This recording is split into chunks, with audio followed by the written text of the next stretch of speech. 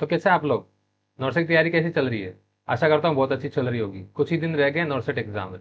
आज मैं आपके लिए लेके आया हूँ हाइपर सेंसिटिविटी रिएक्शन। तो चलिए देखते हैं हाइपर सेंसिटिविटी रिएक्शंस होती क्या है, इनके क्या क्या टाइप्स हैं, मैनेजमेंट क्या होगा और कुछ ट्रिक्स जो मैं आपको लास्ट में बताऊंगा हाइपर सेंसिटिविटी रिएक्शन को याद रखने के लिए। चलिए शुरू करते हैं। Hyper sensitivity reaction.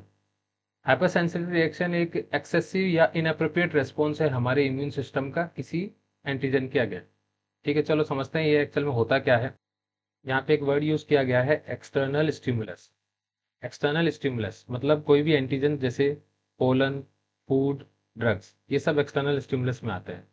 इन स्टिमुलस का जब एक्सपोजर हमारी बॉडी को होता है तो हमारा इम्यून सिस्टम इनअप्रोप्रिएट रेस्पॉन्स करता है। हमारा इम्यून सिस्टम इनअप्रोप्रिएट रेस्पॉन्स करता है। इस इनअप्रोप्रिएट रेस्पॉन्स को हाइपर सेंसिटिविटी रिएक्शन कहा जाता है। मतलब किसी भी तरह के external stimulus, pollen, food, drugs, latex वगैरह जो भी है, उनके अगेंस्ट में हमारा इम्यून सिस्टम अगर इनअप्रोप्रिएट रेस्पॉन्स करेगा तो उसे हम हाइपर सेंसिटिविटी रिएक्शन कहते हैं। अब हमने कहा एक्सटर्नल स्टिमुलस, अगर कोई इंटरनल स्टिमुलस हो तो क्या होगा?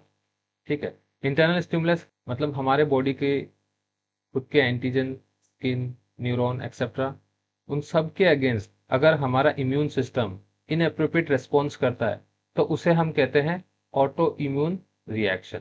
ऑटो इम्यून रिएक्शन याद रखना। ऑटो इम्यून रिएक्शन और हाइपर सेंसिटिव रिएक्शन में क्या डिफरेंस है? हाइपर सेंसिटिव रिएक्शन में एक्सटर्नल स्टिमुलस होता है और ऑटो इम्यून रिएक्शन में हमारा बॉडी का खुद का इंटरनल स्टिमुलस होता है, मतलब हमारी बॉडी का खुद का एंटीजन होता है। ठीक है, अब हम हाइपर सेंसिटिव रिएक्शन को देखते हैं। Hyper sensitive reaction antigen specific होती है बिकॉज इम्यून सिस्टम जो होता है किसी भी एंटीजन के अगेंस्ट प्राइम हो जाता है पहले एक्सपोजर में। इसका क्या मतलब है?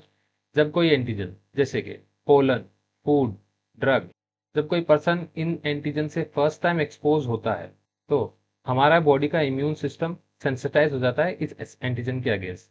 और जब इन्हीं सेम एंटीजन से जो सेकेंड टाइम एक्सपोज होता है तो हमारा sensitize immune system T cell, antibody, neutrophils हमारी बॉडी के इम्यून सेल के थ्रू रिएक्ट करता है और एक इनअप्रोप्रिएट रेस्पॉन्स होता है जिसे हम हाइपर सेंसिटिविटी रिएक्शन कहते हैं।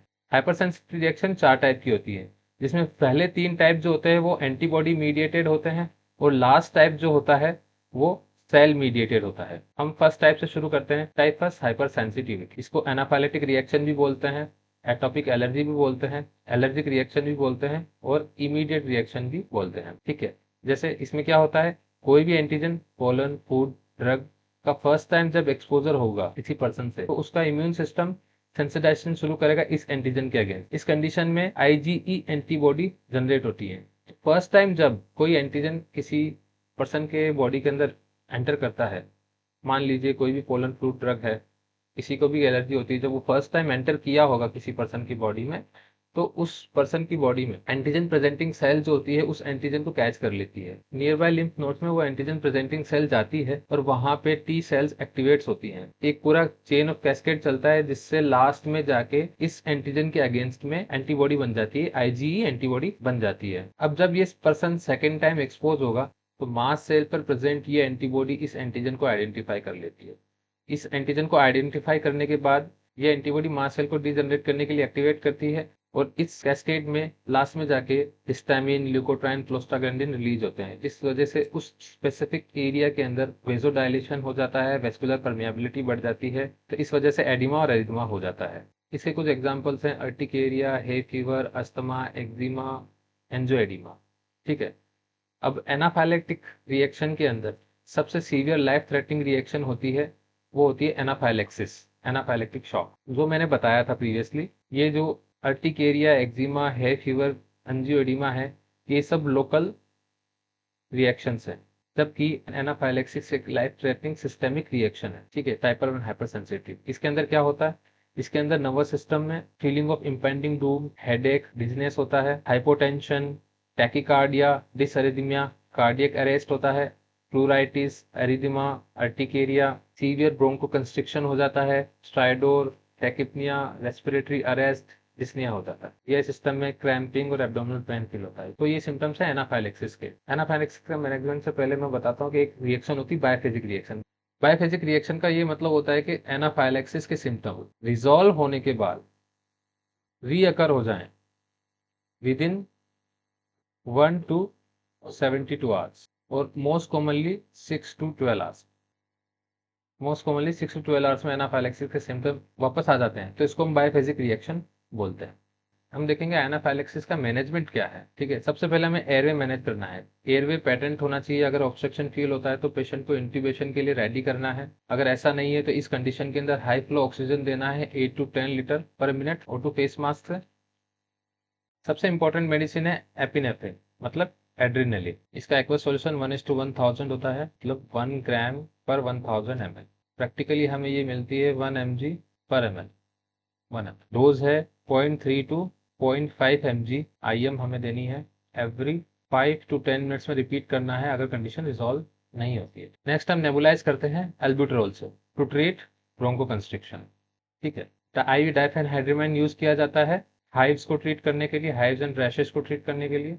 IV कॉर्टिकोस्टेरॉइड हाइड्रोकॉर्टिसोन ये यूज किया जाता है बायफेजिक रिएक्शन को अवॉइड करने के लिए। बायफेजिक रिएक्शन ना हो इसलिए हम IV हाइड्रोकॉर्टिसोन यूज करते हैं। याद रखिएगा हाइड्रोकॉर्टिसोन इमीडिएट काम नहीं करता है, लेट वर्क करता है, तो हाइड्रोकॉर्टिसोन को यूज किया जाता है लेट रिएक्शन को अवॉइड करने के लिए। ठीक है, नेक्स्ट हम देखते हैं टाइप 2 हाइपरसेंसिटिविटी। टाइप 2 हाइपरसेंसिटिविटी या इसको बोल सकते हैं हम साइटोटॉक्सिक या साइटोलाइटिक रिएक्शन। साइटोटॉक्सिक्स और साइटोलाइटिक रिएक्शन मतलब यहाँ क्या होता है कि कोई भी antigen like penicillin, hydrochlorothiazide, quinine, bacteria, RH antigen इसका एग्जांपल है।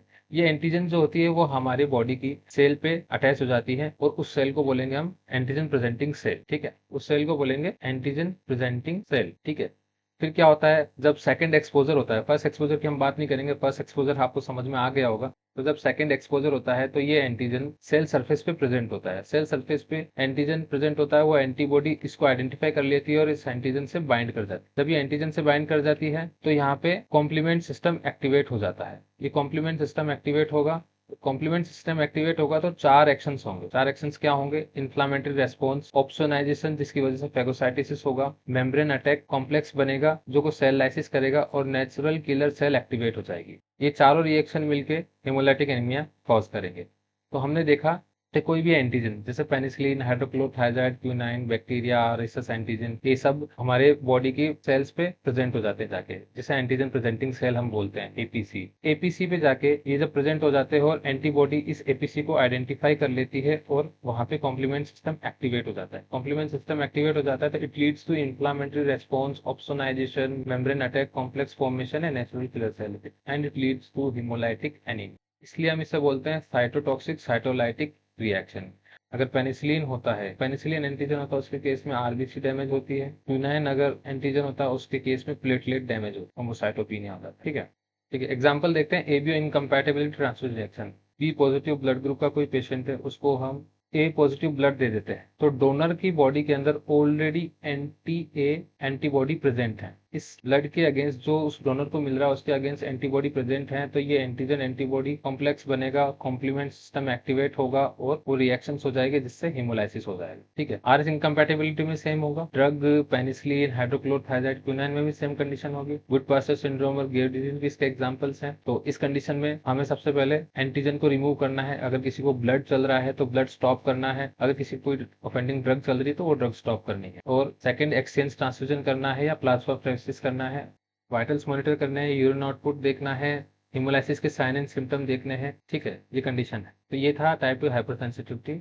अब हम देखेंगे टाइप 3 हाइपरसेंसिटिविटी रिएक्शन या इसको बोलेंगे इम्यून कॉम्प्लेक्स हाइपरसेंसिटिविटी। ठीक है, समझते हैं क्या होता है। Formation of antigen antibody complex which deposit in tissue activating the complement response. आप ये याद रखिएगा कि टाइप 2 हाइपरसेंसिटिविटी में भी कॉम्प्लीमेंट रेस्पॉन्स होता है और टाइप 3 में भी कॉम्प्लीमेंट रेस्पॉन्स होता है। बस इसमें एक माइनर डिफरेंस होता है, वो मैं बताऊंगा आपको क्या होता है। बस समझने की कोशिश करते हैं स्टार्ट से। इस हाइपरसेंसिटिव रिएक्शन में एंटीजन होंगे antivenom, monoclonal antibody, inhale particle group है स्ट्रेप्टोकोकस बैक्टीरिया। ठीक है, ये एंटीजन जब सेकंड टाइम पर्सन इनसे एक्सपोज होगा तो IgG एंटीबॉडी बाइंड कर जाएगी फ्रीली सर्कुलेटिंग एंटीजन से। ठीक है, यहाँ पे कंडीशन क्या होती है कि यहाँ एंटीजन जो होता है, मैंने जो बोला था कि सेकंड और थर्ड हाइपरसेंसिटिविटी रिएक्शन में एक ही डिफरेंस है कि सेकंड हाइपरसेंसिटिव रिएक्शन में एंटीजन सेल से बाइंड होता है और एंटीजन सेल पड़ती है, जबकि थर्ड हाइपरसेंसिटिविटी रिएक्शन में एंटीजन फ्रीली सर्कुलेट कर रहा होता है हमारी बॉडी। फ्रीली सर्कुलेटिंग एंटीजन से एंटीबॉडी बाइंड करती है। ठीक है, और एंटीजन एंटीबॉडी इम्यून कॉम्प्लेक्स बनता है। है। ये antigen antibody immune complex deposit होता है हमारे बॉडी के kidney, skin, joint, lung tissues में और फिर वहां पे कॉम्प्लीमेंट प्रोटीन एक्टिवेशन होता है और ये लीड करता है same inflammatory response, opsonization, membrane attack complex formation. ठीक है, नॉर्मल कंडीशन में जब कोई बॉडी के अंदर एंटीजन एंटीबॉडी इम्यून कॉम्प्लेक्स बनता है तो उसको मैक्रोफेजेस रिमूव कर देती है, लेकिन जैसे कि मैंने कहा ये नॉर्मल कंडीशन नहीं है। फर्स्ट एक्सपोजर के टाइम पे इस एंटीजन के अगेंस्ट एंटीबॉडी बन चुकी थी। ठीक है, तो इस वजह से ये इनअप्रोप्रिएट इम्यून रेस्पॉन्स होता है और ये हमारे जाके टिश्यूज में डिपॉजिट होता है और उन टिश्यू के अकॉर्डिंग, सिस्टम के अकॉर्डिंग सिम्टम्स आते हैं बस। ठीक है, यहाँ पे हम एग्जाम्पल देखने की कोशिश करते हैं टाइप 3 हाइपर सेंसिटिविटी के एग्जाम्पल्स क्या क्या है। पहला एग्जाम्पल है आर्थस रिएक्शन।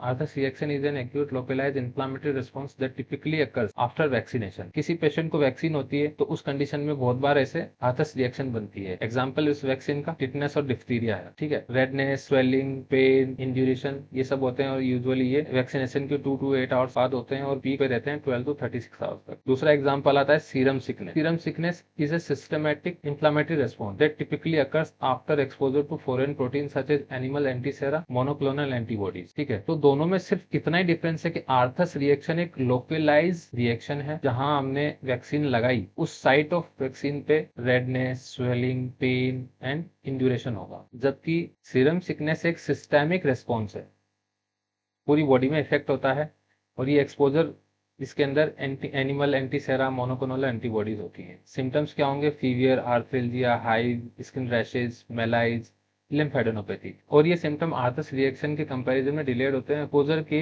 5 to 10 डेज बाद आते हैं। ठीक है, नेक्स्ट एग्जांपल है rheumatoid arthritis, systemic lupus erythematosus और पोस्ट स्ट्रेप्टोकोकल ग्लोमेरुलोनेफ्राइटिस। ये था टाइप 3 हाइपरसेंसिटिविटी रिएक्शन। अब इसका इंटरवेंशन क्या है? इंटरवेंशन में एनएसएड्स देते हैं for arthralgia and vasculitis, plasmapheresis करते हैं इम्यून कॉम्प्लेक्स को, एंटीजन एंटीबॉडी कॉम्प्लेक्स को रिमूव करने के लिए रिनल फंक्शन मॉनिटर करना है। अगर किडनी में वो कॉम्प्लेक्स डिपोजिट हो जाते हैं तो रैशेस के लिए देखना है। जॉइंट में अगर रैशेस, जॉइंट में अगर कॉम्प्लेक्स डिपोजिट होता है तो जॉइंट स्वेलिंग होती है, पेन होता है, उसको मैनेज करना है। ऑब्जर्व करना है ब्लीडिंग एंड ब्रूसिंग को अगर थ्रोम्बोसाइटोपिनिया की कंडीशन है। तो हम देखते हैं टाइप 4 हाइपरसेंसिटिविटी। इसका दूसरा नाम है डिलेड हाइपरसेंसिटिविटी या सेल मीडिएटेड हाइपरसेंसिटिविटी। पता चल रहा है नाम से, सेल मीडिएटेड। पहले 3 टाइप जो थे वो एंटीबॉडी मीडिएटेड थे। टाइप 4 हाइपरसेंसिटिविटी रिएक्शन होती है वो सेल मीडिएटेड होती है। ठीक है, देखते हैं इसमें एंटीजेंस कौन कौन से होते हैं। Mycobacteria for example, poison ivy, latex, nickel, transplanted tissue, auto antigens, ये इसके एंटीजेंस होते हैं। जब पर्सन को सेकंड एक्सपोजर होता है तो उस सेकंड एक्सपोजर में टी हेल्पर सेल्स एक्टिवेट हो जाती है।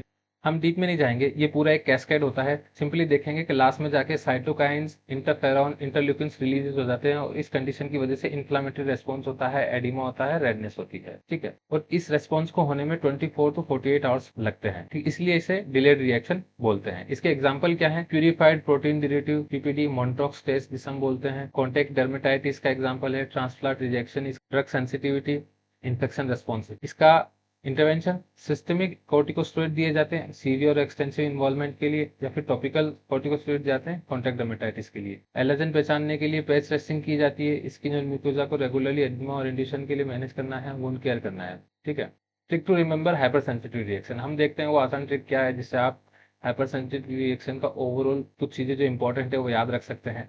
ठीक है, वो है एसिड एबीसीडी।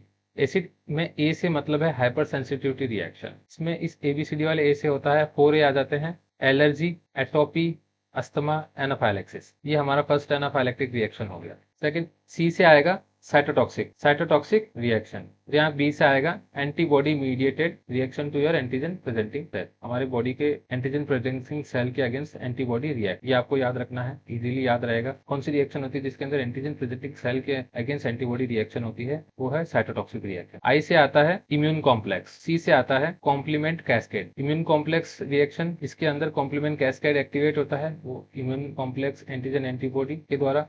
डी से आता है डिलेड रिएक्शन। डिलेड रिएक्शन यहाँ डी से आता है 4D, dermatitis, diabetes mellitus type 1, donor, graph versus holes reaction, diagnosis. Diagnosis का यहाँ मतलब है मॉन्टॉक्स टेस्ट। ठीक है, तो हमने पढ़ा मिनेमोनिक एसिड एबीसीडी। एसिड में फर्स्ट ए से एनाफाइलेक्टिक है और एबीसीडी में फर्स्ट ए से एलर्जी, एटोपी, अस्थमा, एनाफाइलेक्सिस है। एसिड में सी से साइटोटॉक्सिक रिएक्शन है। एबीसीडी में बी से antibody mediated reaction to your antigen presenting cell. Acid में आई से इम्यून कॉम्प्लेक्स और यहाँ पे सी से complement cascade activated by immune complex. Acid में डी से डिलेड रिएक्शन, नाम याद रखने के लिए इजी। यहाँ पे डी से dermatitis, diabetes mellitus, past 1, donor और डायग्नोसिस। ठीक है, लास्ट में हम देखते हैं ये टेबल है, टाइप 1 हाइपर सेंसिटिव रिएक्शन। ठीक है, ए से एनाफाइलैक्सिस नाम था इसका। आईजी मीडिएटेड मास्ट सेल डिग्रेनुलेट होती है, सबसे फास्ट होती है, इसलिए हम इसको इमीडिएट बोलते हैं। एग्जाम्पल एनाफाइलैक्सिस है, एलर्जिक अस्थमा है, हे फीवर है, एंजियोएडिमा है। की इंपॉर्टेंट इंटरवेंशन एपिनेफ्रिन यूज किया जाता है, एयरवे सपोर्ट देना है, आई फ्लूइड्स देने हैं, एंटीहिस्टामिन स्टेरॉइड्स देना होता है। टाइप 2 रिएक्शन आ जाती है हमारी एंटीबॉडी मीडिएटेड। टाइप 2 रिएक्शन आ जाती है साइटोटॉक्सिक या cytolytic. IgG IgM antibodies against the cell surface antigen होती है, मिनट्स टू हावर लगते हैं इस कॉन्सेप्ट में।